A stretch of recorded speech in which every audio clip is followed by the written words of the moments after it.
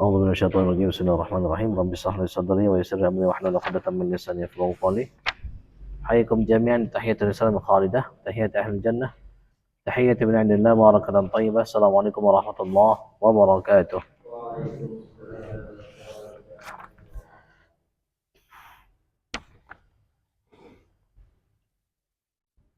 الحمد لله الذي هدانا لهذا وما كنا لنهتدي لولا أن هدانا الله أشهد أن لا إله إلا الله وحده لا شريك له وأشهد أن سيدنا مولانا محمدا عبده ورسوله لا نبي ولا رسول بعده اللهم صل وسلم وبارك على سيدنا ومولانا محمد صلى الله عليه وسلم وآله وصحبه وأمته إلى يوم الدين وبعد حاضرون أوصيكم أيام بتقوى الله أوصيكم أيام بتقوى الله أوصيكم وإياي بتقوى الله وطاعته فقد فاز المتقون. اللهم انفعنا بما علمتنا وعلمنا ما ينفعنا وارزقنا علوما تنفعنا. اللهم فكهنا في الدين وعلمنا التأويل. اللهم إنا نعوذ بك من علم لا ينفع وقلب لا يخشع ونفس لا تشبع ودعاء لا يسمع دعوة لا يستجاب لها ونسألك علما نافعا وقلبا خاشعا ولسانا ذاكرا شفاء من كل داء وسقم وعملا متقبلا ورزقا حلالا طيبا مباركا بغير تعب. اللهم يا معلم آدم علمنا يا مفهم سليمان فهمنا يا ربنا يا ربنا يا ربنا زدنا علما وارزقنا فهما برحمتك التي وسعت كل شيء. اللهم آتنا رحمة من عندك وعلمنا من لدنك علما آتنا رحمة من عندك وعلمنا من لدنك علما. اللهم إنا نعوذ بك من شرور أنفسنا ومن سيئات أعمالنا ومن شر الشيطان الشركي آمين يا رب العالمين.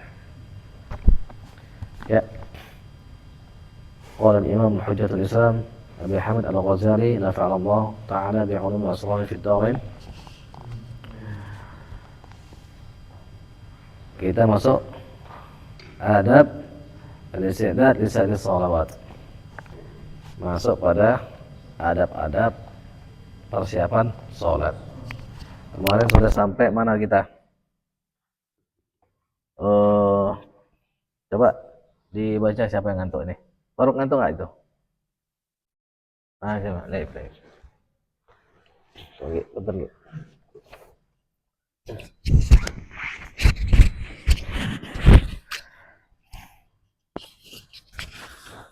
Ya, kemarin kan kita sudah masuk pada pasal yang menjelaskan tentang persiapan sholat ya. Sebelum zuhur kita harus apa? Usahakan apa? Qailula, tidur. Jarang-jarang ada nasihat tentang tidur. Biasanya jangan tidur, ini suruh tidur. Pasti kita dengan senang hati menerimanya itu. Elif. Oh, alhamdulillah. Nah, terus kenapa dengan niat apa? Malamnya mau tahajud. Seperti sahur yang akan mempermudah kita untuk puasa. Nah, terus kita usahakan agar bisa sebaik-baiknya bersegera menuju masjid. Sholat penghormatan masjid 2 rakaat. Tunggu azan. Wah, ini yang lebih sempurna nih, ini bagus nih. Nah, kalau kita yang di masjid usahakan begitu. Ini beberapa di antara kita sudah mengamalkan, bagus, alhamdulillah. Mudah-mudahan diterima Allah, mudah-mudahan istiqomah. Kita yang belum atau masih bolong-bolong, sama-sama kita perbaiki. Sholat setelah kumandang azan kita dengar, kita jawab. Ada yang belum tahu cara jawab azan? Alif tahu? Jawab azan. Hayya 'alas shalah, apa jawabnya?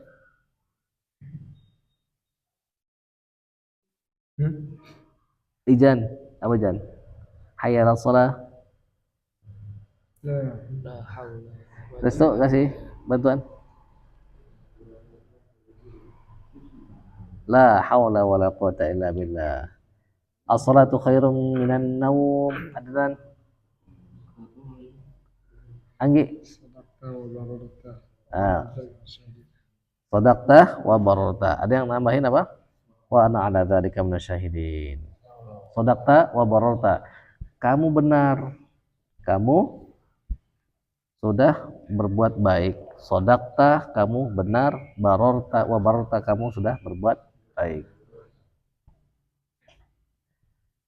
Sholat lebih baik daripada tidur. Apa lebih baik, tidur daripada sholat? Pilih mana? Hah? Yang benar. Pilih sholat atau pilih tidur, Laif? Pilih sholat. Yang benar. Kenapa tadi tidur? Dibangunkan tidur lagi. Nah, itu dijawab ya. Setiap ada orang azan, usahakan kita jawab. Kalau misalnya kita lagi sholat, jawab nggak azan? Lagi sholat ini? Nggak. Kenapa? Ya ada kesibukan masing-masing. Yang sholat ada kesibukannya dengan Allah. Yang azan kesibukannya dengan Allah. Kalau nggak ada aktivitas, kita jawab. Kalau nggak sholat, jawab. Terus bagaimana dong? Dirapel. Maksudnya dirapel apa? Dijawab nanti setelah Assalamualaikum, Assalamualaikum. Nah, kita jawab tuh. Allahu Akbar, Allahu Akbar, Allahu Akbar, Allahu Akbar, asyhadu an la ilaha illallah, asyhadu an la ilaha illallah, asyhadu anna Muhammadar Rasulullah, terus sampai la ilaha illallah. Dijawab. Ya. Nanti dengan begitu kita akan mendapatkan pahala orang yang azan. Karena muadzin itu diampuni nanti sejauh suaranya kedengar orang. Muadzin itu nanti di hari kiamat itu lehernya tinggi, panjang lehernya itu. Maksudnya apa? Terhormat nanti, terkenal. Ini tukang azan. Kita nggak tahu apakah maknanya benar-benar lehernya benar-benar panjang seperti jerapah, atau misalnya secara maknawi, secara batin, secara isari, secara tersirat. Kita nggak tahu. Tapi yang jelas terkenal tuh muadzin tuh. Bahkan Imam Ibnu Sirin di dalam kitabnya Tafsir Mimpi itu, kalau ada orang yang bermimpi berazan, lihat dulu orangnya suka azan apa enggak. Misalnya Faruk mimpi azan, Allahu Akbar, Allahu Akbar, Allahu Akbar, mimpi. Ini orang suka azan nggak sih? Suka azan. Nah, berarti dia dapat kebaikan. Dia nggak suka azan, dapat apa? Awas, dia ditegur bakal dapat keburukan. Tsumma adzana muadzinun bainahum al-la'natullahi 'alal zalimin. Itu dalilnya itu. Kemudian muadzin azan bahwa sesungguhnya laknat Allah ke atas orang-orang zalim. Nah, makanya jangan-jangan kita nanti bakal mimpi azan. Azan makanya jangan malas-malas. Ya. Guys, azan. Setiap orang itu dia punya ujiannya masing-masing. Mungkin bagi sebagian di antara kita, azan itu santai aja. Bagi Repi, sampai segala nada itu takbiran, kata orang-orang. Udah takbiran lagi. Rupanya azannya Repi gitu. Bagi Repi biasa aja mungkin. Tapi bagi Dahis berat. Nah, bagi Dahis misalnya baca buku setebal ini gampang aja bagi dia. Mungkin 3 jam selesai dia baca setebal ini. Bagi yang lain mungkin berat. Jangan kan mau setebal ini, setipis ini aja, nggak hatam-hatam kita. Disuruh ngulang. Coba siapa yang ngulang baca ini? Coba setelah kajian ngulang, angkat tangan. Tuh kan. Makanya jangan kita ngeremehin orang. Wah, azan aja nggak mau. Beda, setiap orang itu punya kelemahannya masing-masing. Dan setiap kita harus mengatasi kelemahan itu. Jangan menyerah. Gitu ya. Jawab azan itu. Jadi kalau kita sholat nanti setelah sholat jawab. Qomat bagaimana qomat? Jawab nggak kalau qomat? Jawab juga sama. Aduh lupa. Baru imam mau Allahu Akbar. Jawab dulu kan cepat tuh jawab qomat. Ada yang kadang lupa jawab qomat. Makanya suka lama berdiri. Jawab dulu qomat. Baca dulu ini, baca dulu itu. Beda kalau kita langsung tempur aja, main Allahu Akbar aja. Itulah makanya cepat kita itu. Tahu-tahu rukuk tuh langsung berdiri lagi itu. Nggak sadar berapa tasbih yang kita baca. Umar bin Abdul Aziz itu pernah sholat tuh sahabat di depannya itu. Kata orang itu, kalau nggak salah Abdullah bin Mas'ud atau siapa gitu. Pernah sholat di belakang Umar bin Abdul Aziz. Tahu nggak Umar bin Abdul Aziz? yang disebut sebagai Khulafaur Rasyidin kelima. Mimpin cuma 2,5 tahun, habis itu makmur. Padahal sebelum dia mimpin itu kemiskinan di mana-mana, kekacauan, korupsi, merajalela, nepotisme. Waktu beliau mimpin 2,5 tahun itu makmur semua. Pas dilihat laporan, loh kenapa ini kok banyak sekali harta Baitul Mal? Bayar gaji pegawai-pegawai. Dijawab sama benar, sudah dibayar semua, masih banyak duitnya. Kalau begitu bayar hutang-hutang, sudah masih banyak. Kalau begitu yang punya hutang bayarin, jangan diminta kecuali dia sudah lapang. Sudah lunas semua hutang orang-orang. Nah, termasuk ada saudara kita mau dilunasin hutangnya itu, nggak tahu jadi apa nggak? Belum. Lunasin hutang orang-orang yang punya hutang, dilunasin tuh. Dijawab lagi, sudah semua, duitnya masih banyak. Coba lihat pemuda-pemuda jomblo fisabilillah, belum nikah kasih modal untuk nikah, kasih modal untuk bisnis, sudah masih banyak duitnya itu. Amil-amil nih, kayak kita nih, amil nih, kita nyari orang yang miskin tuh, yang layak dibayar zakat, nggak ketemu itu di benua Afrika itu. Umar bin Abdul Aziz memimpin cuma berapa? 2,5 tahun. Bahkan dikisahkan itu beliau itu domba-domba pengembala itu, ada domba-domba yang tersesat, ada domba-domba pengembalaan itu nggak dimakan sama serigala, nggak dimakan karena saking hormatnya sama sang khalifah yang soleh itu, Umar bin Abdul Aziz. Tiba-tiba ada domba yang dimakan sama serigala. Nah, kata pengembala itu, kok bisa begitu? Pasti khalifah yang soleh itu sudah meninggal. Habis itu nggak lama tersebar informasi.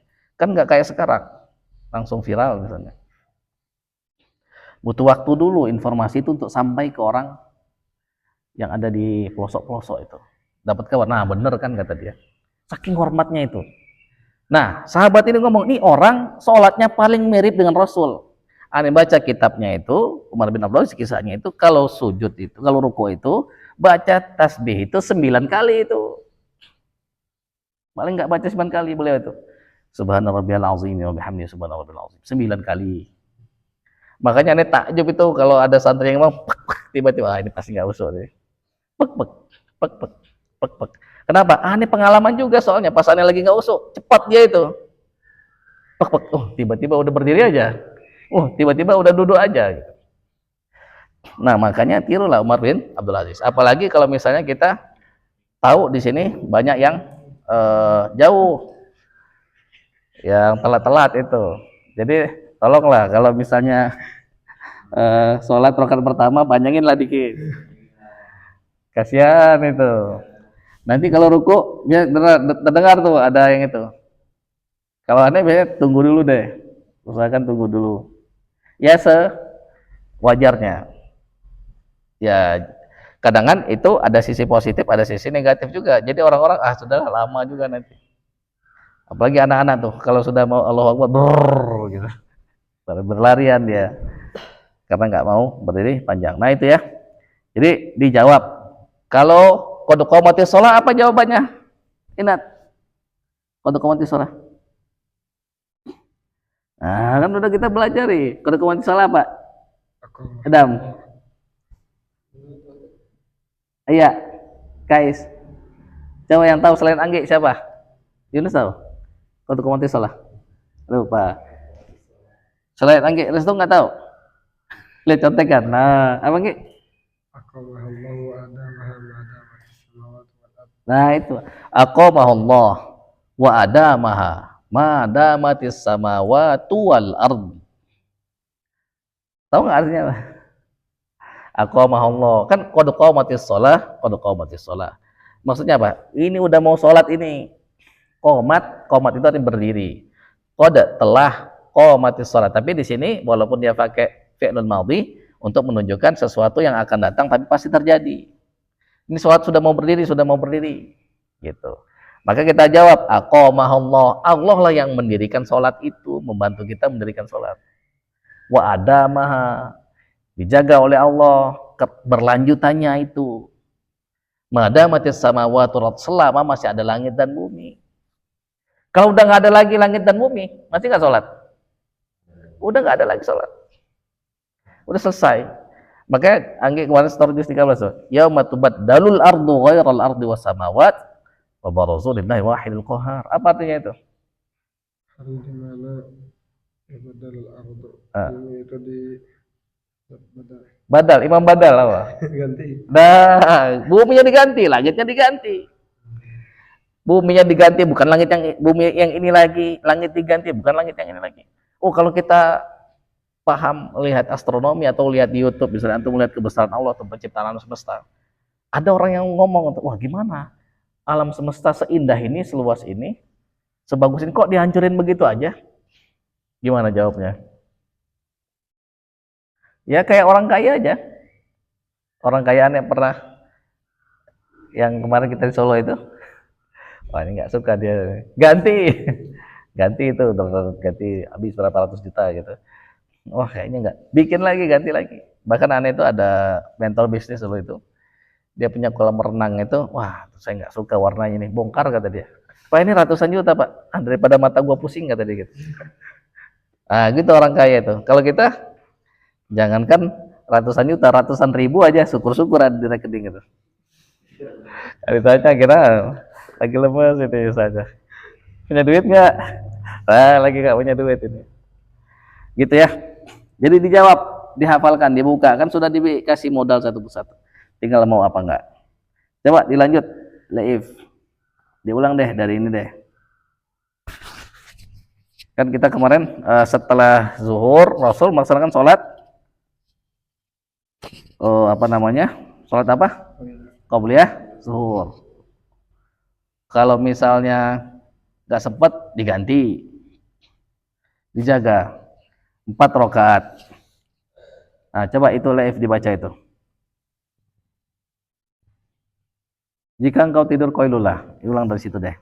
Dikit aja deh. Jika engkau tidur qailullah, tidur siang sejenak, maka usahakan untuk bangun sebelum tergelincirnya matahari.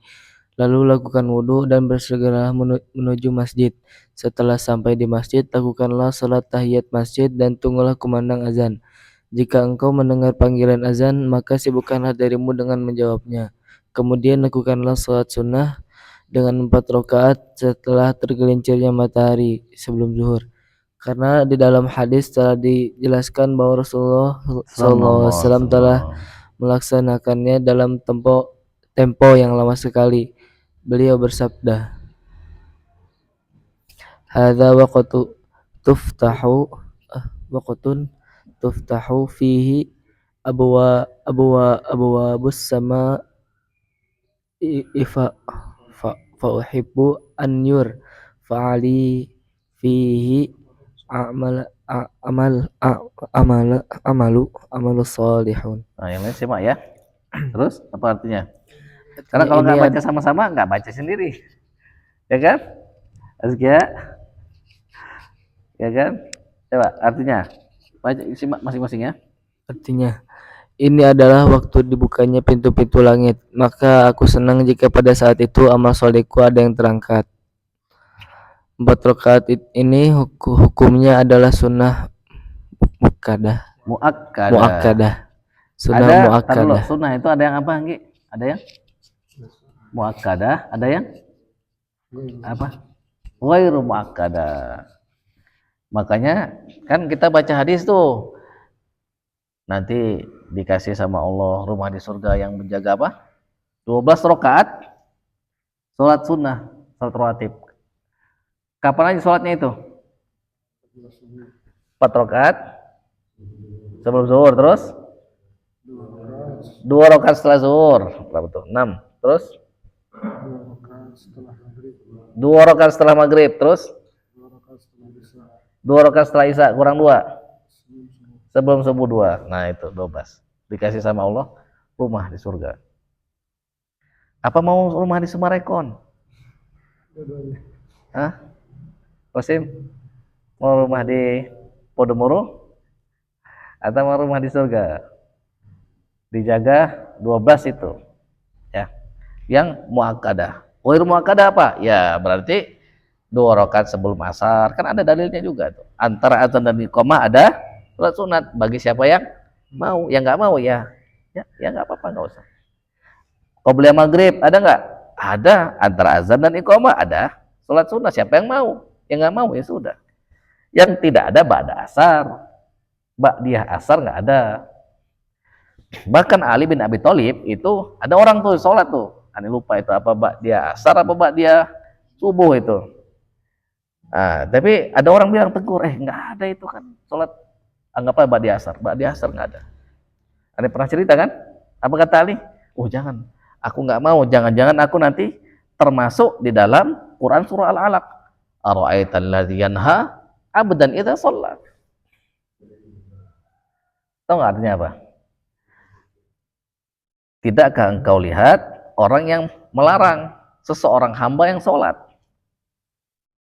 Jadi aku nggak mau termasuk di dalam ayat itu. Wah begitu orang berilmu tuh. Padahal jelas pada asal nggak ada tuh. Nah makanya aneh juga kalau ketemu orang begitu, aneh ngobrol tuh. Pak tadi sholat apa pak? Pak dia asar. Emang ada pak? Ngototlah dia gitu. Nah, tapi yang penting kan kita sudah menyampaikan gitu. Jadi kalau ba'diyah asar itu nggak ada. Ya. Oke, lanjutkan Faruk. Tidur jam berapa semalam? Lewat berapa? 10 lewat 2 jam? Hah? Lewat berapa? Yang benar, jangan bohong. Siapa teman Faruk siapa? Adnan. Enggak ketahuan. Siapa yang satu kamar? Tidur jam berapa?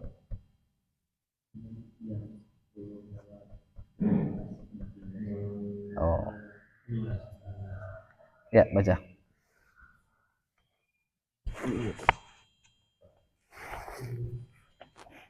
Empat rakaat ini hukumnya adalah sunnah muakkadah atau sholat sunnah yang ditekankan. Di dalam sebuah hadis dinyatakan, man shallahunna fa ahsana ruku'ahunna wa sujudahunna shalla ma'ahu sab'una alfa malaki yastaghfiruna lahu ilal lail. Ya. Terus baca artinya. Artinya barang siapa melaksanakan sholat 4 rakaat sebelum zuhur dengan menyempurnakan ruku serta sujudnya, maka sholatnya akan diikuti oleh 70.000 malaikat yang selalu membacakan istighfar untuknya hingga tiba waktu malam. Nah, gitu ya. Kan tadi kita sudah dikasih clue tuh. Gimana sih bagusnya sujud itu? Itu tasbih 9 kali itu. Tenang gitu. Karena aneh kalau nggak usuk cepat itu tiba-tiba aja udah ini. Karena aneh juga manusia sama gitu. Tapi kan kita nggak mau berhenti pada satu derajat saja, kita mau naik terus ya. Nah ini siapa yang sholat 4 rakaat sebelum zuhur disempurnakannya ruku dan sujudnya, nanti diikutin oleh 70.000 malaikat. Bukan cuma itu aja, jadi makmumnya.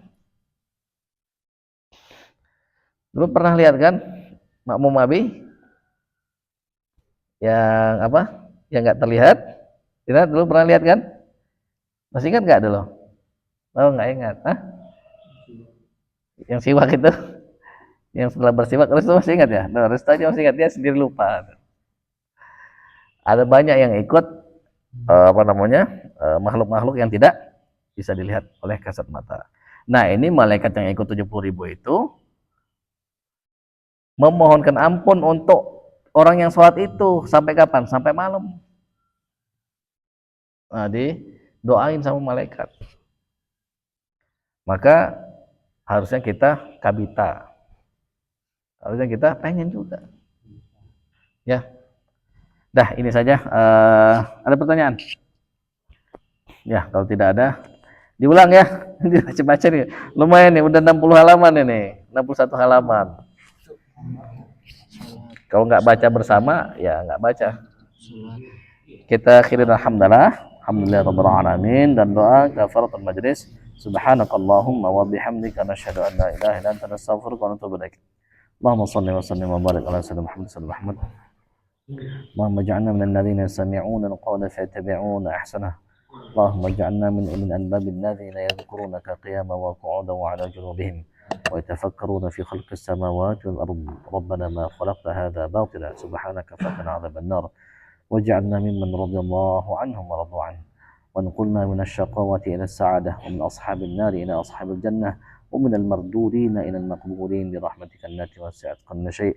وبارك لنا في شعبان وبلغنا رمضان وحصل مقاصدنا وارزقنا الصدق في العبودية. ربنا آتنا في الدنيا حسنة وفي الآخرة حسنة وقنا عذاب النار.